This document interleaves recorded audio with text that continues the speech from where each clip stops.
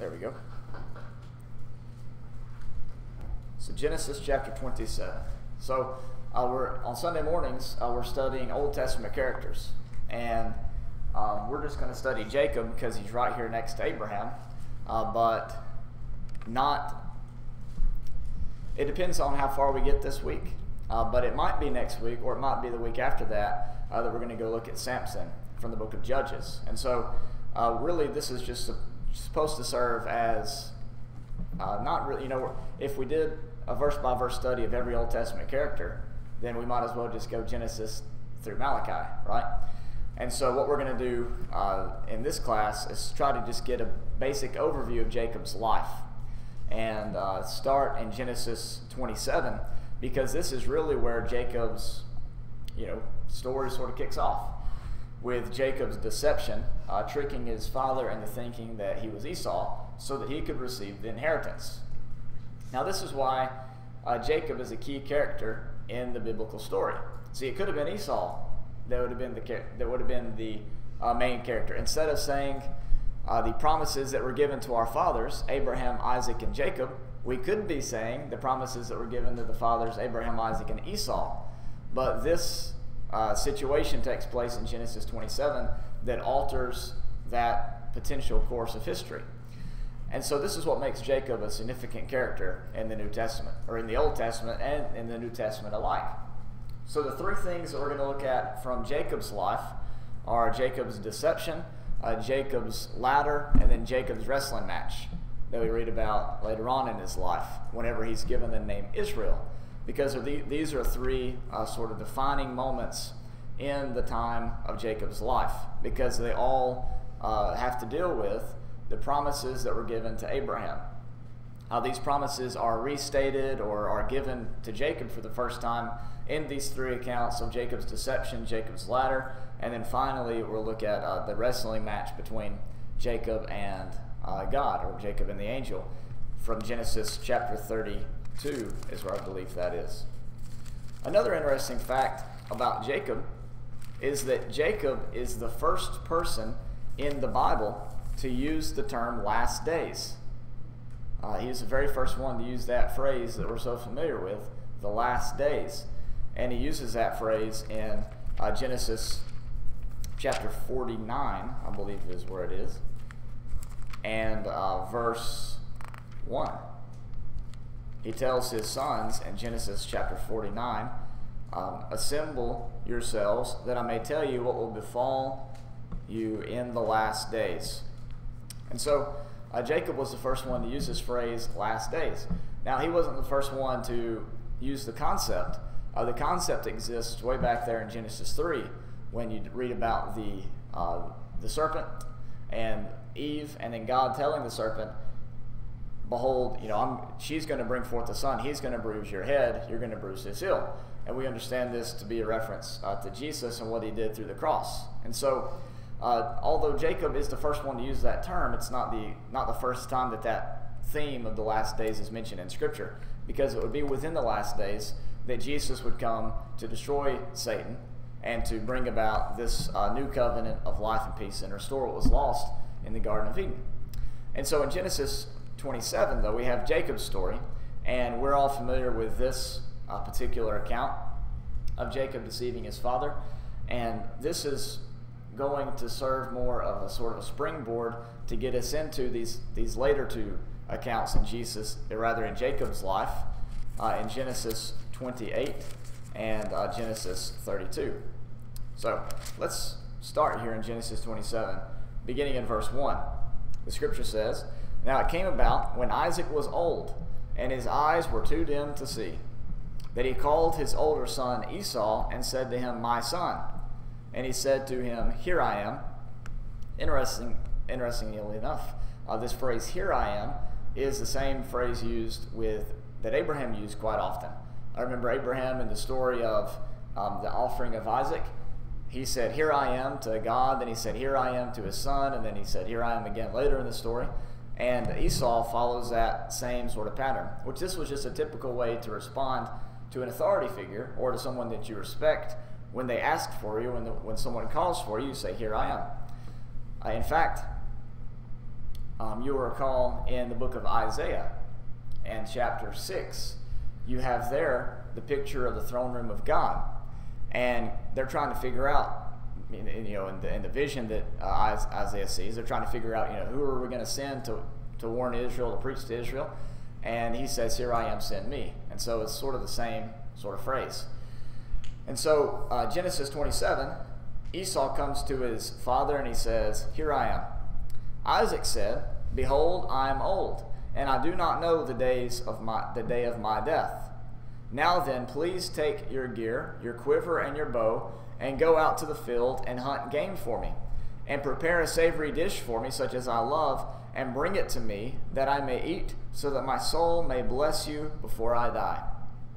So they want to have sort of a type of feast, to gather together and to have this wonderful occasion where Isaac would bless his son Esau, basically give him the inheritance, secure it for him before he passes away. But what happens, and we're all familiar with this, is Rebekah was listening while Isaac spoke to his son Esau. Now here's something interesting about that. You recall that Rebekah was chosen to be Isaac's wife beforehand. She was a very beautiful girl. She was a virgin girl, Genesis 24 verse 16 tells us. And she was very treasured by Isaac. And so it's interesting to see that that Rebekah is going to betray Isaac's trust in this way here in Genesis chapter 27. And so Rebekah says to her son Jacob in verse 6, "Behold, I heard your father speak to your brother Esau, saying, 'Bring me some game and prepare a savory dish for me, that I may eat and bless you in the presence of the Lord before my death. Now therefore, my son, listen to me as I command you. Go now to the flock and bring me 2 choice young goats from there, that I may prepare them as a savory dish for your father, such as he loves. Then you shall bring it to your father, that he may eat, so that he may bless you before his death.'" So we see what's going to happen. So Rebekah wants to switch Esau for Isaac and basically transfer the inheritance from one to the other. And this, of course, is a very shameful thing to do. When you look at the story that Jesus tells about the prodigal sons, and I say sons plural because there were 2 sons that were in need of grace that day. When you look at that story, you see just how important inheritance was to that Near Eastern worldview. They very much emphasized inheritance and passing on the inheritance. And with the story that the Sadducees told Jesus about the woman who had the 7 brothers to be her husband, and each of them died, and she took the next one. And so you have all these accounts in the Old Testament and New Testament alike that emphasize inheritance. And messing with the inheritance is not something that you do. And yet here Rebekah is conspiring with Jacob to trick Isaac into giving him the possessions instead of Esau. Jacob says in verse 11, he answers his mother Rebekah, "Behold, Esau my brother is a hairy man, and I am a smooth man. Perhaps my father will feel me, then I'll be as a deceiver in his sight, and I'll bring upon myself a curse and not a blessing." But his mother said to him, "Your curse be on me, my son. Only obey my voice and go get them for me." Interesting. We have Jews in the first century who would have been very familiar with this story, and you think that whenever one of them yelled out, his death be on us and on our children, basically saying that his curse be on us and on our children at the crucifixion of Jesus, that maybe one of them would have said, "Oops, we just did what Rebekah and Jacob are doing, basically. We're basically trying to steal the inheritance, aren't we?" And so it's interesting that they didn't pick up on that. You think that they would have thought, when they're talking about this curse be on us and on our son, that something in their brain would have clicked and, gone back to the account of Isaac and Rebekah and Jacob and Esau and said, maybe we're not doing exactly the right thing by crucifying this man. But nevertheless, his mother says, basically, you don't worry about it. Any punishment that you're going to receive, I'll take the blame, I'll take the fall. You just do what I've got to tell you to do. And so he went and he got them, verse 14, and brought them to his mother, and his mother made savory food such as his father loved. Then Rebekah took the best garments of Esau, her elder son, which were with her in the house, and put them on Jacob, her younger son. And she put the skins of the young goats on his hands and on the smooth part of his neck. She also gave the savory food and bread which she had made to her son Jacob. This is kind of comical, but you wonder just how hairy Esau was to need all this preparation. That's kind of a hairy man, isn't it? And when I think about myself, I guess I'm more like Jacob, I suppose. I shaved this morning, and now it's gotten to the point where I'm needing to shave. In high school it was like, shave once a month, you'll be fine. Just get those whiskers off your mustache that nobody can even see, and you'll be okay. But now it's gotten up to the point where, okay, I got to shave every day or two. Maybe every 2 days is all right. But I just can't imagine how hairy Esau must have been for his mother to go, okay, we're going to take the skin off these two animals and just cover you with it and just hope that's gonna pass. So I don't. It'd be interesting to see what he looks like. Okay, so apparently it's on his hands too. His hands were very hairy. All right. In verse 18, he came to his father and said, "My father." He said, "Here I am. Who are you, my son?" And so you kind of see a little bit of questioning from Isaac. He's not quite sure. And it's kind of interesting. You think that a father would recognize his two sons' voices. But it may be that not only his eyesight was getting dim, it might be that his hearing was deteriorating as well. And so he really was unsure who it was. Johnny? So just a little bit further down. I think he recognized it. Well, he didn't recognize it, but he knew that voice. He said, you don't sound like the right son. You don't sound like Esau. But because he felt it as well to feel like it, but a lot of times we get wrapped up in our feelings too. Right. We told them wrong. But I want to go back to when you were speaking earlier about the plot between Rebekah Sure. and her son Jacob. Right. She said, if something go wrong, let it be upon me. God had already told her, that youngest son was going to rule over that oldest son. Right. So the blessing that Isaac was going to bless, it was going to be majority of his possessions or whatever was going to be given to that oldest son. It's right. going to be given to the oldest son. So when that and trickery came by with Rebekah, it was sort of like, hey, it's God providence that it happened just like this. That son would be able to get the biggest part of the possession, and he would become strong and said the youngest son, the oldest son, shall be ruled by that youngest son. Right, and most importantly, it wasn't just the possessions, but the promise that was passed down from Abraham to Isaac that was being transferred. And so, that's a good point. Is that she knew it was supposed to end up that way, and she's using this opportunity to make it happen. It kind of reminds you of Sarah. In Abraham, you told you're gonna have a child, but I guess it wasn't happening as quick as you thought it should happen, or right. whatever. So you're gonna help God out, and give Rebecca, well, I know the young one was supposed to rule over, so let me just, I'll fool my husband and help the plan along. It was gonna happen, but I don't think it was supposed to happen exactly that way. Right, exactly. Well, anyways, she's deceiving Isaac, and and Jacob's just going to straight up lie to Isaac here in a second. And anytime you do that, that's not what God wants. And so, even though it would end up like that, y'all both have a good point. Is that Rebecca is not doing right here by tricking Isaac and lying to him in this way. And so, even though it ends up for the good in the end, still Isaac's going to have to deal with some heartache, and Jacob is going to have to deal with running away and being on the run here for a little bit because he's terrified of Esau. And so all those bad feelings could have been avoided if they would have done this and gone about this a different way. But right. So here we have Isaac. He said, "Who are you, my son?" And so already you see a little bit of doubt in Isaac's mind as to who this is that he's communicating with. And Jacob said to his father, "I am Esau, your firstborn. I have done as you told me. Get up, please, sit and eat of my game, that you may bless me. Isaac said to his son, how is it that you have it so quickly, my son? And so he's asking, really, you're already back from the hunt so soon?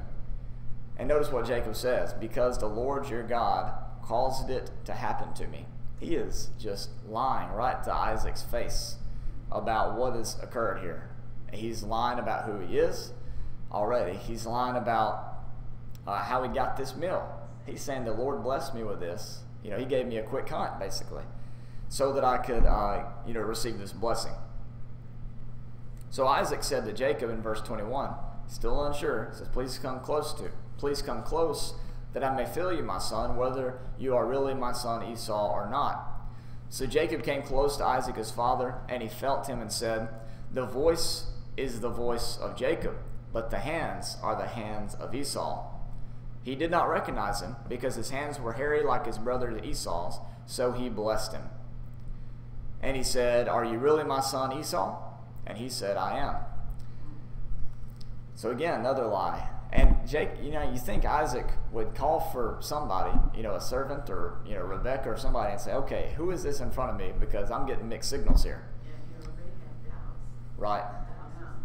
And this is a pretty big thing to act on when you're unsure about, the inheritance. That's a big deal. But then you got to think, it seemed like up to this point, his sons never gave him a reason to doubt him, So, he might have just felt like, well, I'm older and, I can't see that well, I can't hear, so, maybe it's me, if the person never gave you a reason to question them or doubt them, he might have just figured it was on him, That's right. And we see that, so there's actually one more thing that's going to happen to sort of help convince Isaac that it's Esau that he's talking to. But that's right, he could have been doubting in himself because of his age. But all through this, you see his instincts are kicking in, telling him, okay, something's wrong here. And yet the deception ends up working. So if you look here at verse 25, he says, bring it to me, and I'll eat of my son's game, that I may bless you. And he brought it to him, and he ate. And he also brought him wine, and he drank. Then his father Isaac said to him, please come close and kiss me, my son. Now verse 27 gives us another detail. So he came close and kissed him, and when he smelled the smell of his garments, he blessed him. So there's another sign that Isaac picks up on that shows that it's Esau that he's talking to. So the detergent that you use just may very well show what inheritance you're going to get. So be careful with that. The point being is that this deception works. Jacob receives the blessing. Esau doesn't. And we'll see a little bit more about that later on in this chapter whenever Jacob goes out and talks to Esau here in a second. So here's the blessing that he gives in verse 27. See the smell of my son. It is like the smell of a field which the Lord has blessed. Now may God give you the dew of heaven, and of the fatness of the earth, and an abundance of grain and new wine. May people serve you, and nations bow down to you. Be master of your brothers, and may your mother's sons bow down to you. Cursed be those who curse you, and blessed be those who bless you. So notice the similar theme there from... We all have the same... I heard so many people turn their pages. I guess all of our Bibles end on that page. So we have the same sort of idea that was given to Abraham. Bless those who bless you, curse those who cursed you. Things such as that. All right. So in verse 30, we see that Isaac finishes blessing Jacob, verse 30. And Jacob had hardly gone out from the presence of Isaac his father, that Esau his brother came in from his hunting. So it didn't really take Esau that long to get the food anyways. I don't know how long this blessing event took place, but Esau comes in right as soon as they're done. Then he also made savory food and brought it to his father. And he said to his father, let my father arise and eat of his son's game, that you may bless me. Isaac his father said to him, who are you? And he said, I'm your son, your firstborn Esau. Then Isaac trembled violently and said, who was he that hunted game and brought it to me, so that I ate of all of it before you came and blessed him? Yes, and he shall be blessed. you again, this is a cultural thing, but you wonder, why couldn't he take back the promise and say, oh, nope, sorry, wrong deal. You were an imposter, so I'm going to take it away from you and give it back to your oldest son. But he honors his blessing here, and he says he will be blessed. He is going to receive this blessing. But notice that there is no mistake here at all. He knows right from the start that this is Esau. He knows for sure. And he starts shaking violently as soon as he realizes who it is. There is no question in his mind about whether or not this is Esau. And so when Esau heard the words of his father, he cried out with an exceedingly great and bitter cry. And he said to his father, bless me, even me also, my father. And he said, your brother came deceitfully and has taken away your blessing. Then he said, is he not rightly named Jacob? For he has supplanted me these 2 times. He took away my birthright, and behold, now he's taken away my blessing. And he said, have you not reserved a blessing for me? Now let me tell you something that I almost just did, just so you can laugh at me. I've got my iPad here that I usually use nowadays because it's just so convenient to be able to look up all these definitions and do word searches and things like that right there at the tips of my fingers. And when there's a little number beside the verse, that means you click on it and it shows you like a little extra bit, maybe an alternate translation or a verse reference or something like that, just depending on it. So I see this number here beside the word Jacob, and I just almost did that to my Bible. So, I don't know. I'm so used to using that thing. All right. Is he not rightly named Jacob? For he has supplanted me these 2 times. He took away my birthright, and behold, now he's taken away my blessing. And he said, have you not reserved a blessing for me? But Isaac replied to Esau, behold, I've made him your master, and all his relatives I've given to him as servants, and with grain and new wine I have sustained him. Now, as for you then, what can I do, my son? Esau says to his father, do you have only one blessing, my father? Bless me even also, O my father. So Esau lifted his voice and wept. Now, Isaac does give him a blessing in verses 39 through 40. And we see that there's that this blessing is not as good as it was to Jacob. Obviously, Jacob got the better end of the deal here.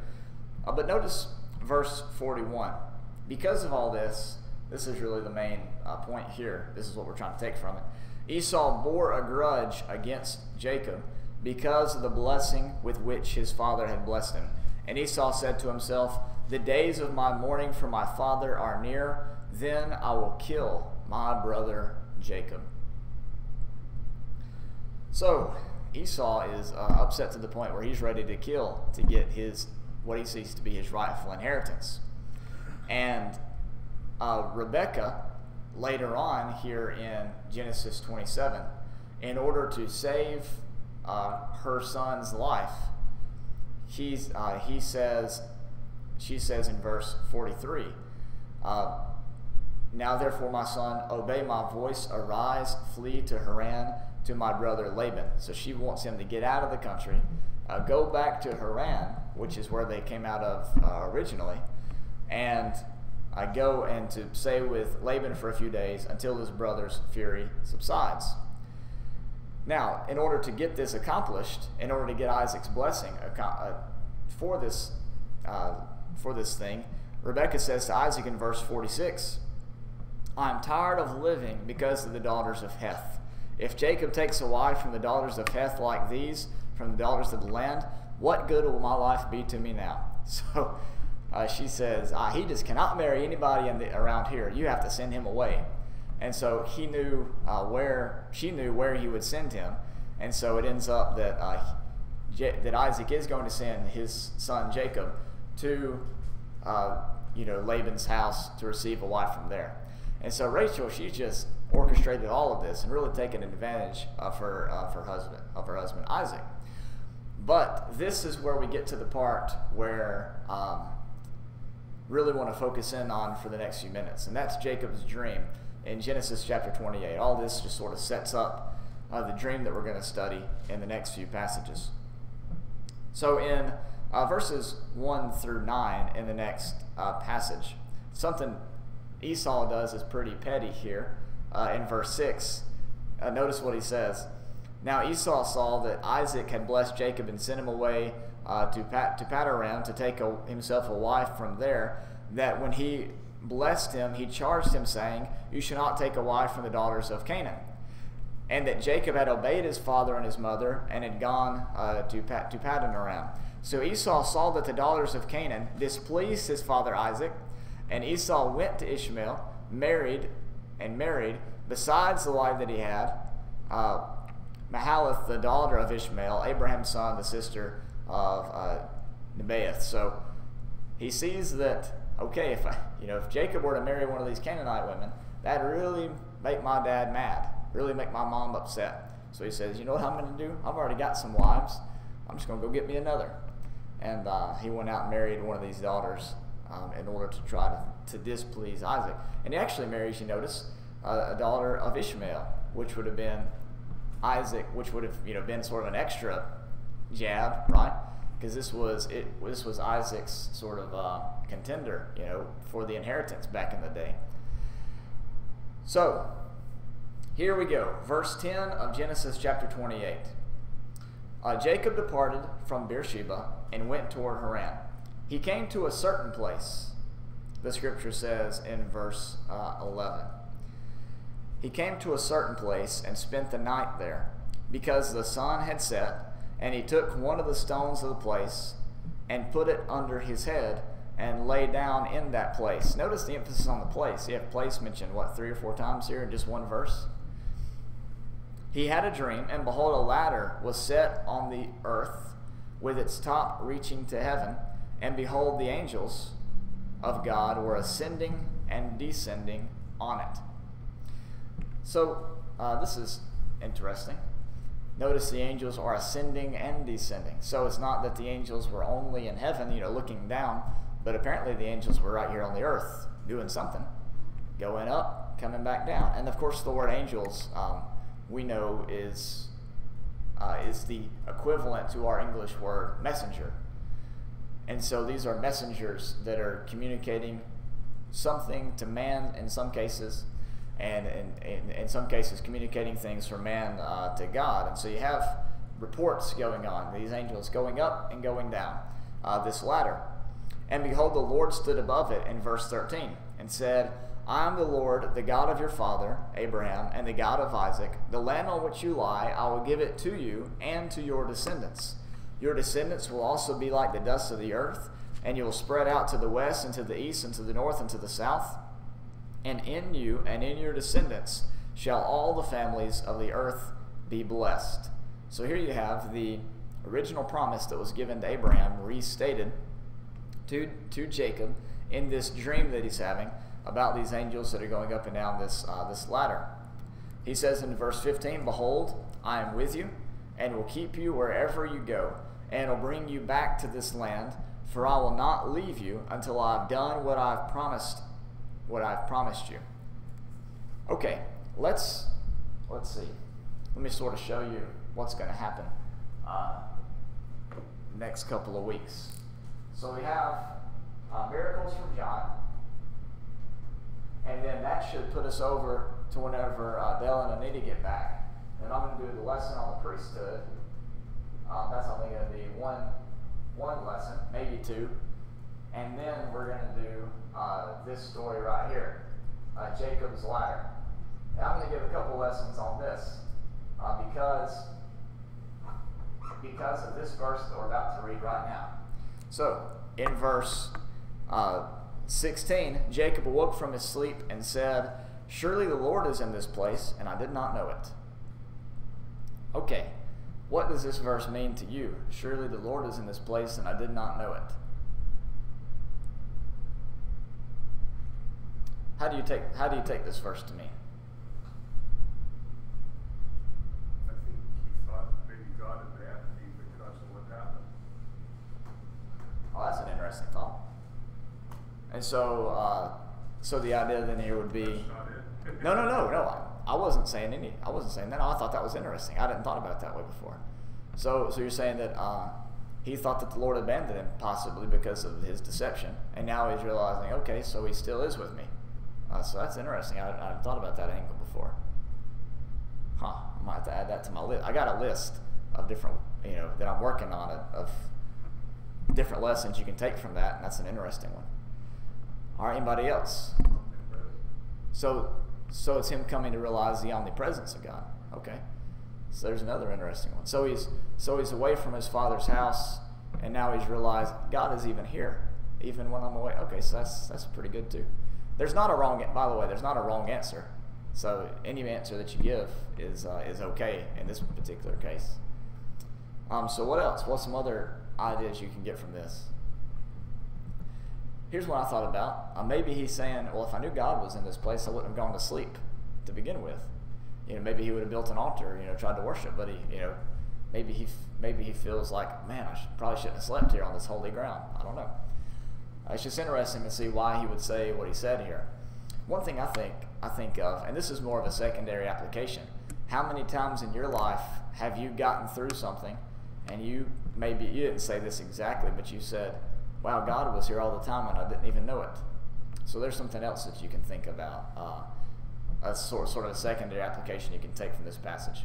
Hey, in terms of our study about the kingdom and the second coming in the end times, that's really something there, right? Hey, the Lord's been tabernacled among us this whole time and I did not even know it. And so there's something else another secondary application. It's just interesting to see, what it was exactly that Jacob meant by this thing. And of course, when you start to think about it, Johnny's right, is that God is omnipresent, so he should be everywhere. But for whatever reason, Jacob sensed a particular concentration of holiness, I guess, in this one spot. But I liked all of your answers. Any other ideas? Any other angles or twists or it's like whenever you hold up a gem to the light and you turn it and you get the different colors, or a kaleidoscope, I guess. So what sort of colors do you see shining off this verse? I don't know why, but it just draws that verse about the temple of God, or God dwelling among men. Like, I know this is way before all that, but maybe it's kind of like an allusion to what's coming. Right. Yeah, it could be. That could be. And, especially in the Old Testament here, we have so many types and shadows about what's in the future. And when you think about the Old Testament, we think about God tabernacling among his people and the temple and in the tabernacle and things like that. And we see even here, he's doing that before any of that even happened. He's right there with Jacob on this journey that he's going on. Surely the Lord is in this place, and I did not know it. It's a pretty interesting thought. This is just, you can't know this for sure. This is just a guess that people have. But remember how I told you that some people think that Abraham, where he offered up Isaac, may have been the same mountain, and they figured it up all different ways, that Jesus was crucified on.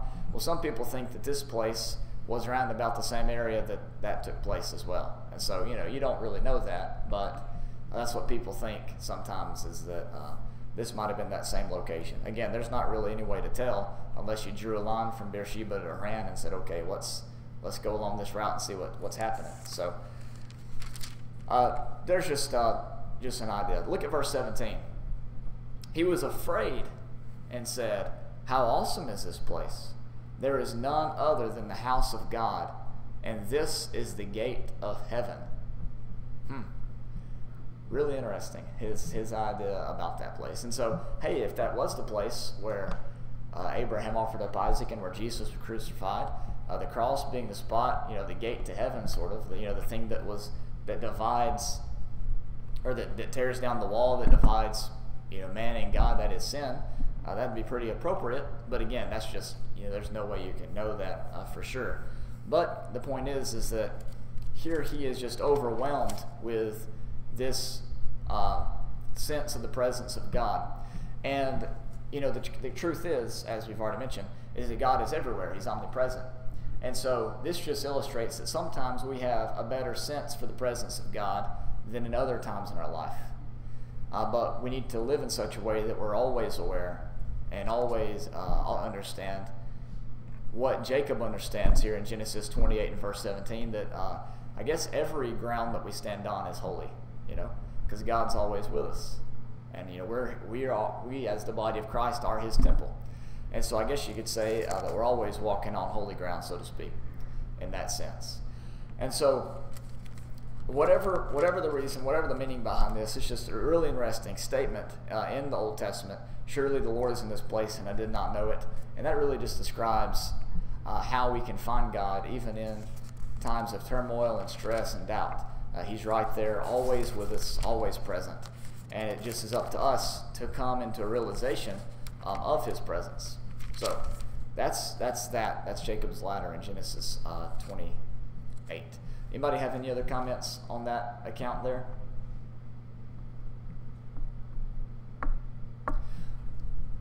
Well, to add to what you already said, him realizing that, hey, this is the Lord is here, this is His place, whatever it is. It's because the dream he had, and the Lord came to him and told him that He was the God of Abraham, He was the God of Isaac, and He was going to bless him. The same blessing that He had given to the fathers, He was giving it to him.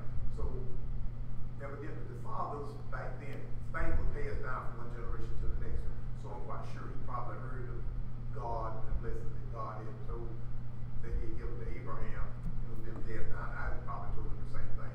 So Right. here, when the Lord appeared to him and telling him the same thing, that He was the God of Abraham and Isaac. And then he saw the angels ascending out of heaven, and ascending and descending. And surely this got to be the place of God. He get that feeling because, hey, it's all like the dreams he was having, but it's all like, hey, it was revealed to him. It was open. So like with John, these things revealed to him and told him to write these things. Right. Hey, John could see those things really happening, taking place because it was all like real, so real to him. Right. That makes sense to me. Anybody else to add anything? All right.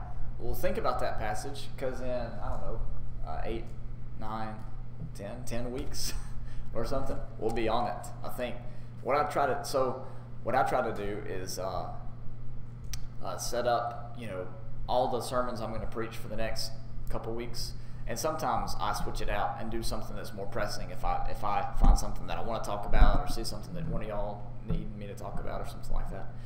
But I try to think about my sermons weeks in advance.